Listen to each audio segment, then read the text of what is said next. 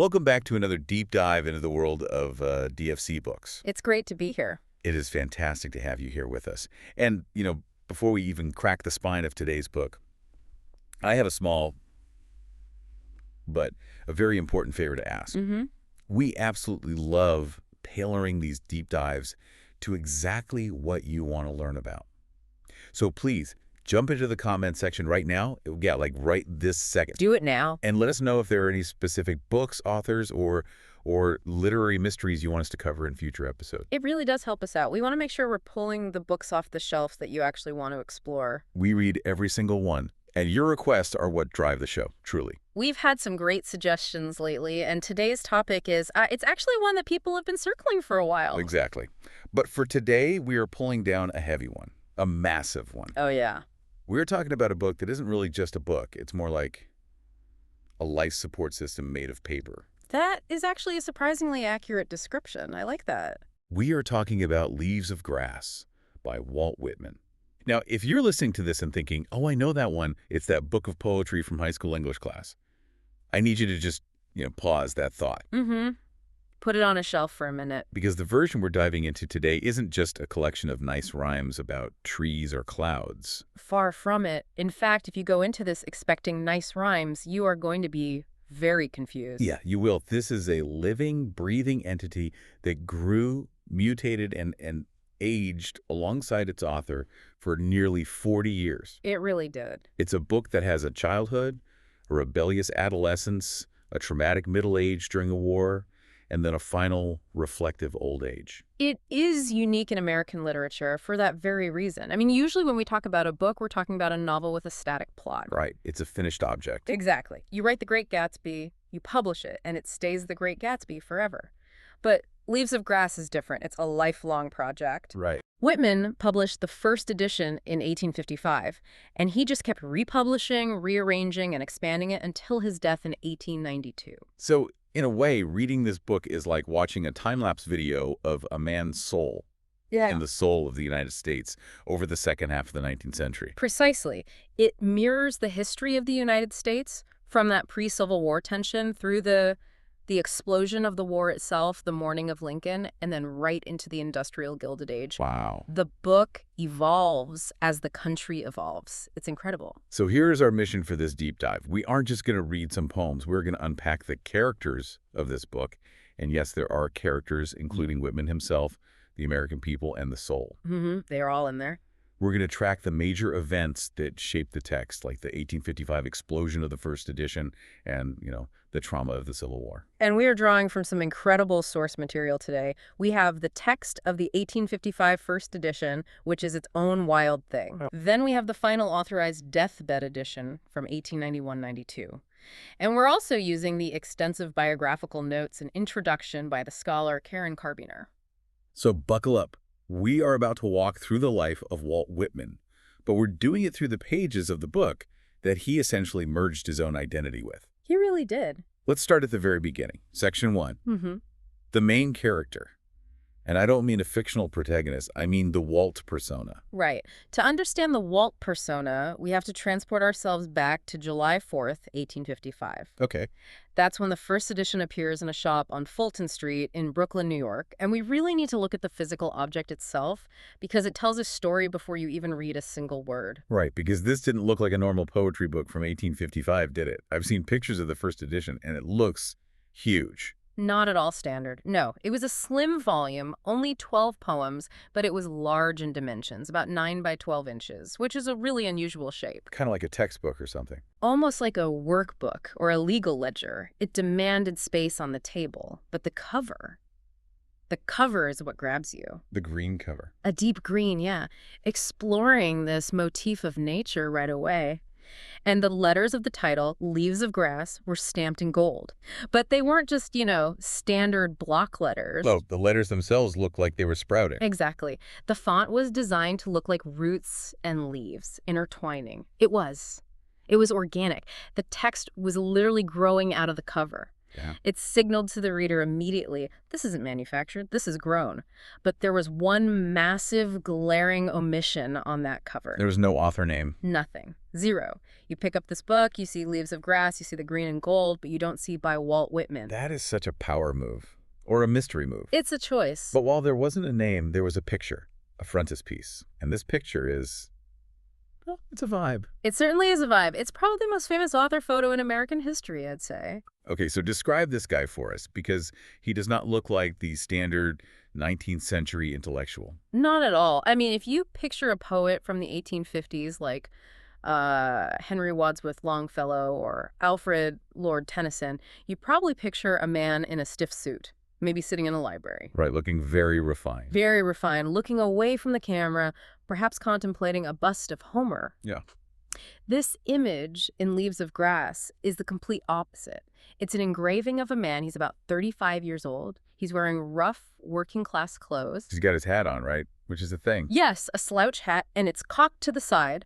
He's not looking at a book. He's looking right at you. Scaring you down. His shirt is unbuttoned at the collar, exposing his undershirt, which was considered quite risque for a formal portrait. It's incredibly intimate. And his posture. He has one hand in his pocket and the other on his hip. It's a defiant pose. He looks like a guy you'd see at a construction site, or maybe hanging out on a street corner. He looks like a rough. That is the exact word Whitman used.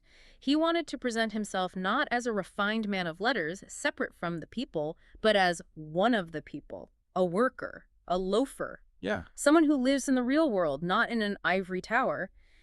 He's telling you with his posture, I am not above you, I am with you.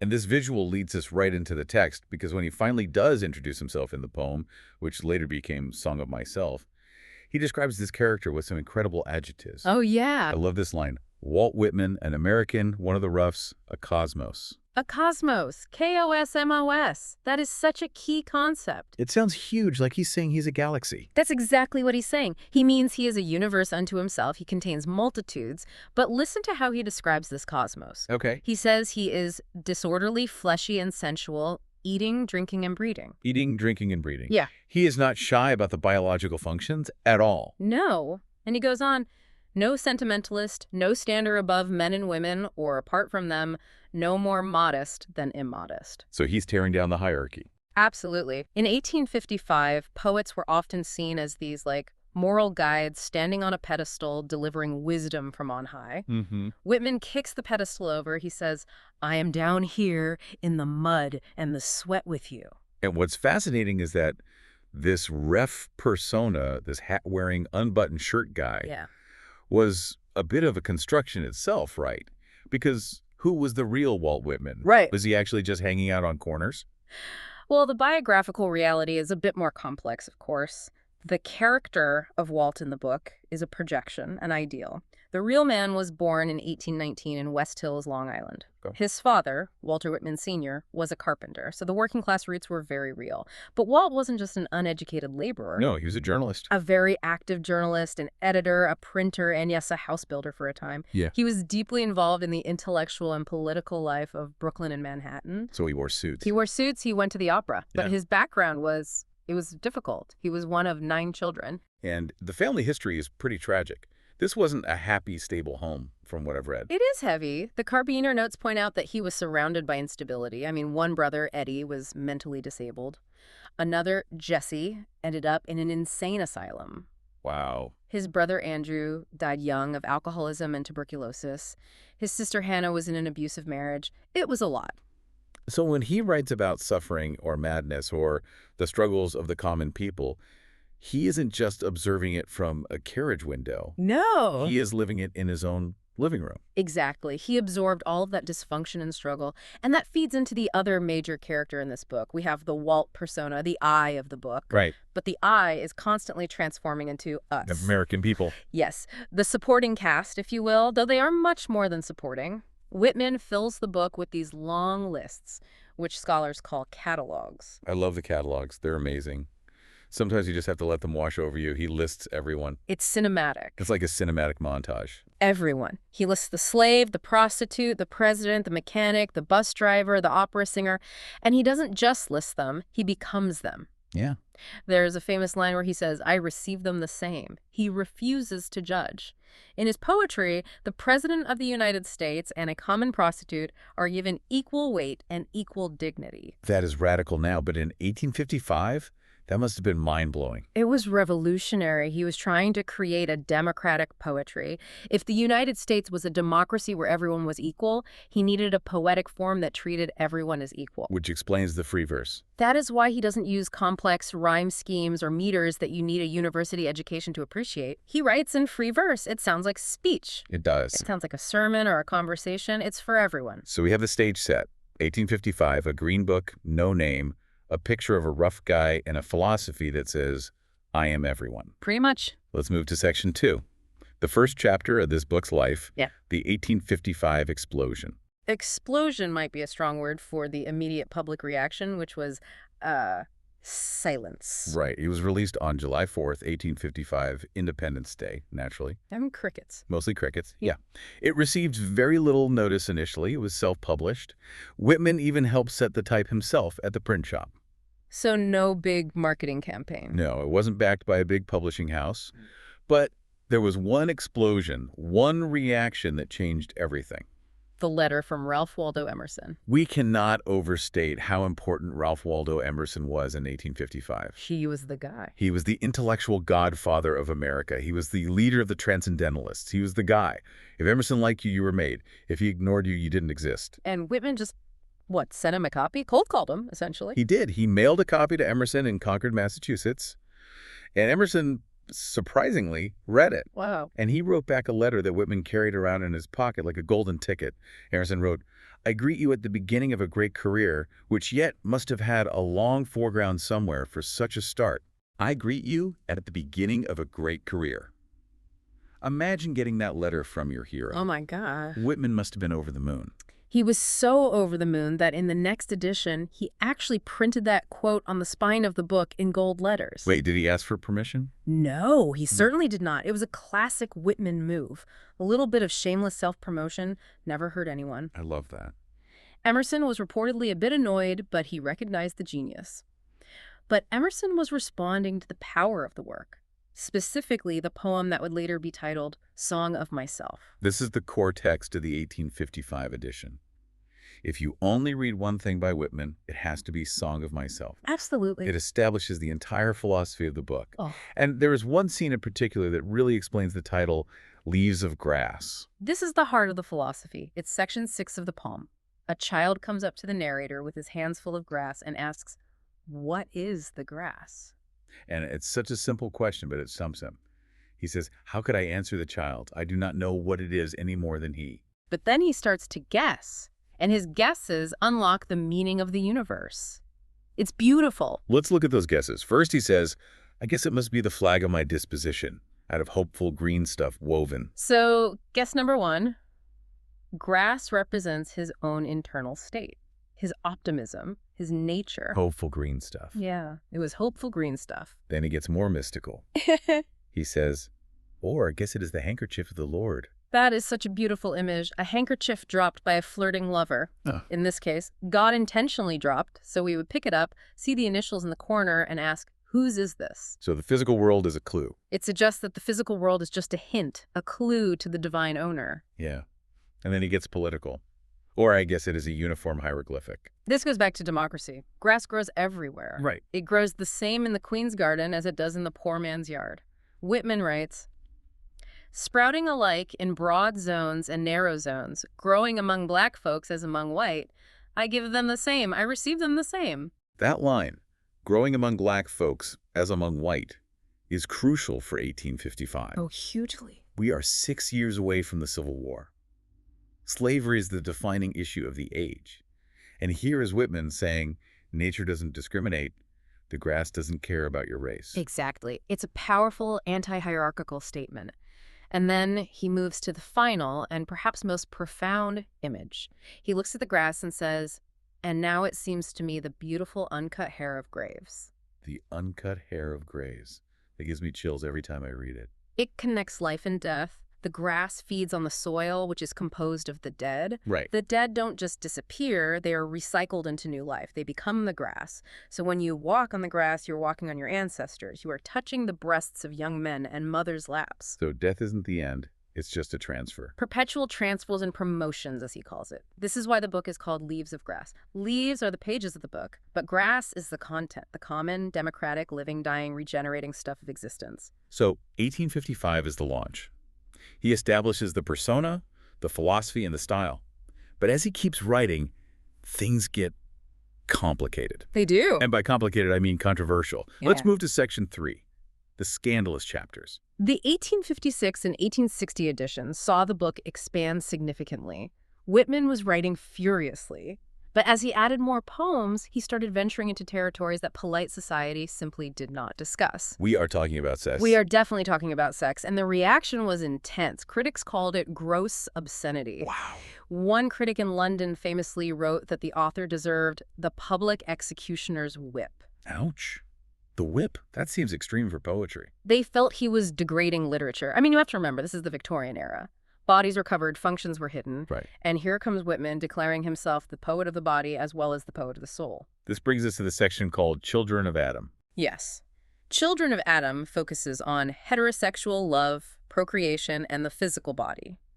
Whitman celebrates what he calls heroic nudity. He believes the body is sacred, every part of it. The eating, drinking, and breeding. The eating, drinking, and breeding we mentioned earlier, he zooms in on that. He writes about the swimmer naked in the swimming bath. He writes about the muscles, the sweat. And Emerson, his big supporter, actually tried to talk him out of this, right? He did, famously. They took a long walk together in Boston on the Boston Common. Emerson spent hours arguing that Whitman should remove the most explicit sex poems for the sake of his reputation and sales. And he basically said... He said, Walt, the book is good, but these parts are going to get you banned. And what did Whitman do? Whitman listened, respected Emerson immensely, and then refused to change a single word. He said later that he realized Emerson's argument was unanswerable, but he still felt he was right. You have to admire the stubbornness. He really believed that if you shame the body, you shame the soul. Correct. But if Children of Adam was scandalous, the next section was even more provocative, though perhaps more coded. We need to talk about the calamus cluster. Calamus. This is the section known for adhesiveness. Can you explain that term? It sounds like glue. It does. It sounds a little strange. It comes from phrenology, the study of bumps on the skull, which was a popular pseudoscience back then. Right. Adhesiveness was the term for the capacity for friendship, for male bonding. Whitman co-opted this term to describe deep, intense, romantic friendship between men. So Calamus is the book of manly love. Yes. The symbol he uses here is the calamus plant, which is a marsh grass with a phallic shape, but also the live oak. There is a famous poem I saw in Louisiana, a live oak growing. I have that one here. Ooh. He describes the tree standing alone with moss hanging from it, and he says it makes him think of himself. But there is a crucial difference. The tree is happy growing alone. Whitman says, I know I could not. He needs the contact of his friends. He needs that adhesive love. And this wasn't just theoretical for him. The source material mentions real relationships. It does. There's the live oak with moss sequence, which was an earlier manuscript that fit into Calamus. This seems to tell the story of an unhappy love affair, possibly with a man named Fred Vaughan. But later in Washington, Whitman met Peter Doyle. Tell us about Peter Doyle. He was a young streetcar conductor and a former Confederate soldier. They met on a streetcar in Washington one stormy night. Wow. Whitman put his hand on Doyle's knee and they struck up a conversation. They became inseparable for years. So when he writes about the institution of the dear love of comrades, he's talking about building a democracy based on love between men, but he's also talking about his own heart. Exactly. And this duality, the public democracy and the private desire, is what makes Leaves of Grass so vibrant. It's deeply personal and hugely political at the same time. He believed that this adhesive love was the only thing that could hold the states together. It's amazing that he managed to publish this in the 1860s without being arrested, honestly. He walked a very fine line. He used the language of comradeship and democracy to express things that, if stated too plainly, might have been illegal. But the emotional truth is undeniable. We are going to take a quick break in a moment, but just think about where we are. We have this robust celebrating, slightly scandalous poet who thinks he can hug the whole world with his words. Right. He's at his peak of confidence. But something is coming that is going to test that optimism. A massive national tragedy. The Civil War. But first, a quick reminder. If you are enjoying this deep dive into Whitman and want to catch our future episodes on the giants of literature, please hit that subscribe button. It really helps us keep the lights on and the books open. We'll be right back with a plot twist that changed Leaves of Grass forever. Mid-roll break. And we are back. We are walking through the life of Leaves of Grass. We've seen the 1855 explosion and the 1860s scandalous expansion. Yeah. But now we hit section 4, the tragic chapter. 1861. The Civil War begins. For Whitman, this wasn't just a headline. It became the defining event of his life in his book. It tested every theory he had about unity and brotherhood. And it started with a personal scare, didn't it, for him? It did. In December 1862, Whitman was in New York. He opened the newspaper and saw a name in a casualty list from the Battle of Fredericksburg. First Lieutenant G.W. Whitmore. And he thought? He feared it was his brother, George Washington Whitman. Manic mode. Absolute panic. Walt immediately left New York. He was robbed in Philadelphia on the way, losing his wallet, but he kept going. He traveled south to Virginia, to the front lines at Fredericksburg, to find his brother. Imagine that journey. Walking into a war zone, seeing the devastation. It's hard to even comprehend. He found George, and thankfully, George had only suffered a minor facial wound. He was okay. Oh, good. But what Walt saw in that camp changed him forever. He saw the piles of amputated limbs outside the surgeon's tent. Oh, my God. A sight he described as a heap of feet, legs, arms, and human fragments. He saw the chaos. He saw the dying men lying in the mud. It shattered him. He couldn't just go back to Brooklyn and write poems about how great the universe was. No. He realized that the Union wasn't just an abstract political concept, it was made of these bodies. So he stayed. He stayed. He went to Washington, D.C., and he stayed there for years. He became a volunteer nurse, or more accurately, a visitor and comforter. This is the transformation into the wound dresser. This is a new character for the book. Yes, a new persona for him. He visited the hospitals constantly. He brought the soldiers gifts, tobacco, oranges, writing paper, money. But mostly he brought himself. He would sit with them, write letters for them, hold their hands while they died. There is a profound shift in his character here. The Walt of 1855 was cocky. He was one of the roughs. Right. He was shouting his barbaric yap over the roofs of the world. But the Walt of 1863 is quiet. He is tender. The poetry reflects that shift perfectly. He published a collection called Drum Taps in 1865, which was later absorbed into Leaves of Grass. The tone is completely different. Instead of celebrating the glory of war, he writes about the reality of it. Yeah. There's a poem called Vigil Strange I Kept on the Field One Night. It describes a soldier sitting next to the body of his comrade, his son, he calls him, though it might be a friend, keeping a silent vigil under the stars. Wow. It is somber, intimate, and heartbreaking. And the wound dresser is another key text here. He writes about cleaning the wounds. From the scump of the arm, the amputated hand, I undo the clotted lint, remove the slough, wash off the matter and blood. It is graphic. He doesn't look away. In 1855, he said he could feel everyone's feelings. In the Civil War, he actually had to do it. Right. He had to absorb the suffering of a nation literally tearing itself apart. And this changed the shape of the book. It wasn't just the celebration of democracy anymore. It was a book that encompassed suffering and death. And the climax of this suffering comes at the very end of the war. Section 5. Memories of President Lincoln. Lincoln is a major figure in Whitman's universe. Whitman never met him personally, but he saw him riding through the streets of Washington often. He idolized him. He saw Lincoln as the ultimate captain of the American ship. He loved Lincoln's face. He called it a Hoosier Michelangelo face lined and weary but beautiful. And then, April 1865. The war ends, the Union is saved. And days later, Lincoln is assassinated. Whitman was devastated. He was at home with his mother when he heard the news. They couldn't eat, they couldn't speak. I can't imagine. And out of that grief, he wrote two of his most famous poems. And they are fascinating to contrast because they're so different. Okay, so first we have, Oh Captain, My Captain. Right. If you know one Whitman poem, it might be this one. Oh Captain, my captain, our fearful trip is done. It has a rhyme scheme. It has a rhyme scheme. It has a regular beat. It sounds like a traditional poem. And became a massive hit, right, What? for him. It was incredibly popular. It was the only poem of his that really made it into the mainstream during his lifetime. It was recited in schoolrooms, and ironically, Whitman eventually grew to hate it. Really? Why? Because it wasn't his style. He felt he had compromised his free verse principles to write a jingle. He once said, "I'm almost sorry I ever wrote the poem." He felt it distracted from his deeper work. It was too conventional. And the deeper work is the second elegy. Yeah. When lilacs last in the dooryard bloomed.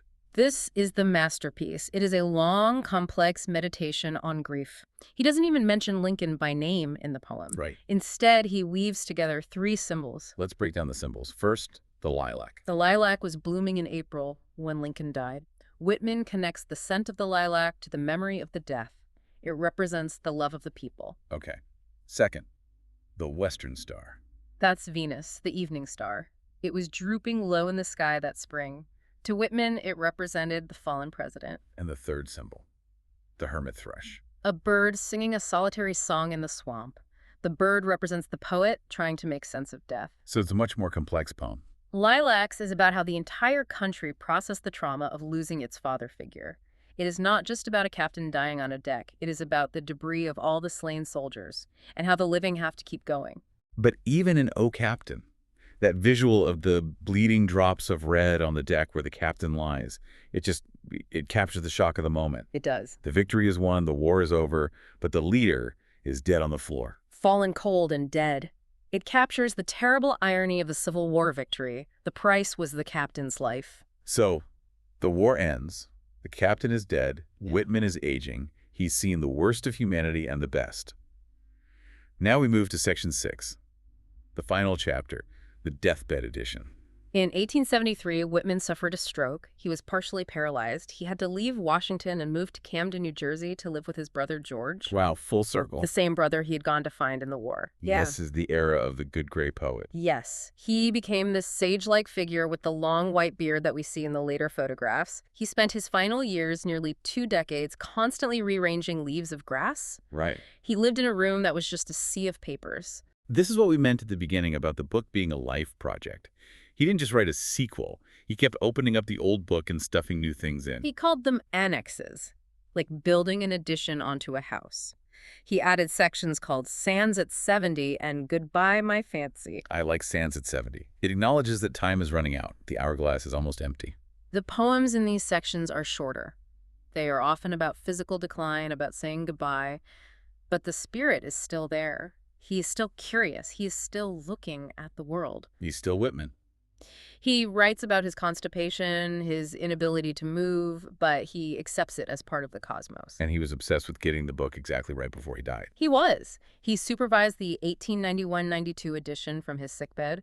He famously said that this version supersedes all others. He wanted it to be the final word. He bound his life into that book. There's a quote from these later years that I think sums up his attitude toward death and his relationship with the reader. It is actually from the end of Song of Myself, but he kept it as his farewell. It's one of the most beautiful endings in literature. I depart as air. I bequeath myself to the dirt to grow from the grass I love. If you want me again, look for me under your boot soles. Look for me under your boot soles. That is profound. He isn't in heaven. He isn't in a library. He's in the dirt. He's in the grass. He is right here. He's with us. And he adds, "You will hardly know who I am or what I mean, but I shall be good health to you nevertheless." That is the ultimate promise of this book. It's not just literature, it's nutrition. It's good health. And that leads us to the final legacy of Leaves of Grass. We've tracked it from the 1855 anonymous experiment to the 1892 authorized masterpiece. The book grew from 12 poems to over 400. And in doing so, Whitman created a new American mythology. He told us that democracy isn't just a political system, it's a spiritual practice. He told us that the body is as holy as the soul, and he told us that we are all connected, like leaves of grass in a field. And the most important character in the book, we said there were characters, Walt, the people, the soul. But I think there is one more. It is you, the reader. Whitman speaks directly to us. He reaches out of the page, literally in the portrait and figuratively in the text, and grabs us by the lapels. He says, "I stop somewhere waiting for you." He is waiting for us to catch up to his vision of radical acceptance and love. He makes the reader a companion in the journey. What a journey, from the Rough and the Hat to the good gray poet in Camden. Leaves of Grass is definitely a book you want to spend some time with, not just read once. Absolutely. It is a book to live with. It changes as you change. Well, that is all the time we have for today's deep dive into Walt Whitman's masterpiece. Thank you so much for tuning in to DFC Books. We hope you found some good health in this discussion. Don't forget to drop those book requests in the comments. We are serious about that. And hit subscribe if you haven't already. We'll see you next time. I stopped somewhere waiting for you. Goodbye, everyone. So long.